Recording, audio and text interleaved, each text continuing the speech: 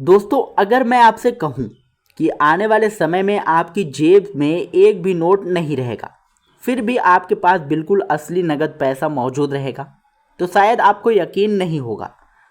लेकिन इस समय पूरे देश में एक ऐसी खबर तेज़ी से चर्चा में है। लोग जानना चाहते हैं कि क्या अब मोबाइल ही नया पर्स बनने वाला है। क्या सच में आरबीआई ऐसा सिस्टम ला रहा है जिसमें आपका नगद पैसा मोबाइल में रखा जाएगा? क्या कागज़ के नोट धीरे धीरे खत्म हो जाएंगे? क्या यह बिटकॉइन या क्रिप्टो जैसा है? और अगर यूपीआई पहले से मौजूद है तो फिर डिजिटल रुपये की ज़रूरत क्या पड़ी? आज इस वीडियो में हम आपको बिल्कुल आसान भाषा में पूरी सच्चाई बताएंगे, इसलिए वीडियो को आखिरी तक जरूर देखिएगा। आप देख रहे हैं विद्याधाम चैनल, जहां आपको मिलती है हर बड़ी और काम की खबर सबसे आसान भाषा में। तो सबसे पहले यह समझ लीजिए कि डिजिटल रुपये कोई नई करेंसी नहीं है और ना ही कोई क्रिप्टो करेंसी है। डिजिटल रुपये को भारतीय रिजर्व बैंक यानी कि आरबीआई जारी करता है। जिस तरह आज 100, 200, 500 के नोट आरबीआई छापता है, उसी तरह डिजिटल रुपये भी उसी कीमत का आधिकारिक रुपया होता है। फ़र्क सिर्फ इतना है कि कागज़ का नोट आपके हाथ में रहता है, जबकि डिजिटल रुपये आपके मोबाइल के डिजिटल वैलेट में रहता है। इसकी कीमत बिल्कुल वही होती है जो एक सामान्य नोट की होती है। अब सवाल आता है कि आरबीआई इसे क्यों ला रहा है।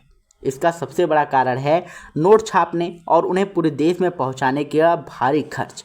हर साल करोड़ों रुपए सिर्फ नोट की छपाई, सुरक्षा और पुराने नोट बदलने में खर्च होते हैं। इसके अलावा नकली नोट की समस्या भी लंबे समय से बनी हुई है। डिजिटल रुपये आने के बाद नकली नोट की संभावना लगभग खत्म हो जाएगी, क्योंकि हर डिजिटल रुपये सीधे आरबीआई द्वारा जारी किया जाएगा।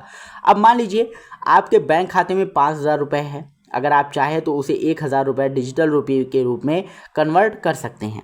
आपके मोबाइल वैलेट में चला जाएगा। उस समय आपके बैंक खाते में 1,000 रुपये कम हो जाएंगे।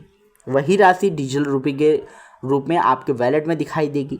अब अगर आप किसी को 500 रुपये देना है तो आप डिजिटल वैलेट से उसके डिजिटल वैलेट में भेज देंगे, ठीक वैसे ही जैसे आज नगद नोट हाथ में देते हैं।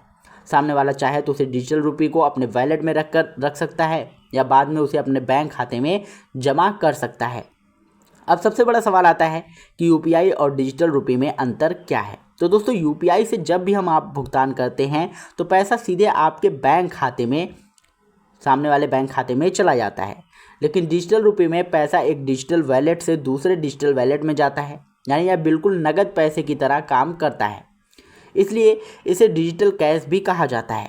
बहुत से लोग यह भी सोचते हैं कि डिजिटल रुपये और क्रिप्टो करेंसी एक ही चीज़ है, लेकिन ऐसा बिल्कुल भी नहीं है। क्रिप्टो पर किसी सरकार का नियंत्रण नहीं होता और उसकी कीमत कभी ऊपर कभी नीचे, जबकि डिजिटल रुपये की कीमत हमेशा भारतीय रुपये के बराबर रहती है, क्योंकि इसे आरबीआई जारी करता है। 100 रुपये डिजिटल रुपये हमेशा 100 रुपये का ही होगा।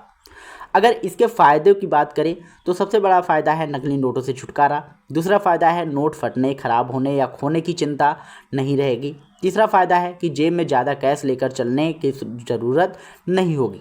चौथा फ़ायदा यह है कि भुगतान पहले से ज़्यादा सुरक्षित और तेज़ होगा और भविष्य में ऐसी सुविधाएं भी विकसित की जा रही हैं जिससे कुछ परिस्थितियों में सीमित ऑफलाइन भुगतान भी संभव हो सके। अब सबसे बड़ा सवाल, क्या भारत में कागज़ के नोट पूरी तरह बंद हो जाएंगे? इसका जवाब है नहीं। अभी तक आरबीआई ने ऐसा कोई आधिकारिक फैसला नहीं लिया है। डिजिटल रुपये का उद्देश्य लोगों को एक नया विकल्प देना है, ना कि तुरंत नगद नोट को ख़त्म करना है। इसलिए आने वाले समय में बहुत सारी चीज़ें जो है बदल जाएंगी और इसको जो है हमें डिजिटल रुपये का उद्देश्य लोगों को नया विकल्प दे देगा। दोनों साथ साथ चल सकते हैं। इस समय आरबीआई चरणबद्ध तरीके से डिजिटल रुपये का विस्तार कर रहा है। कुछ बैंकों और कुछ क्षेत्रों में इसकी सुविधा शुरू की जा चुकी है और धीरे धीरे इसे अधिक लोगों तक पहुंचाया जा रहा है। जैसे जैसे इसका उपयोग बढ़ेगा वैसे वैसे इसकी सुविधाएं भी बढ़ती जाएंगी।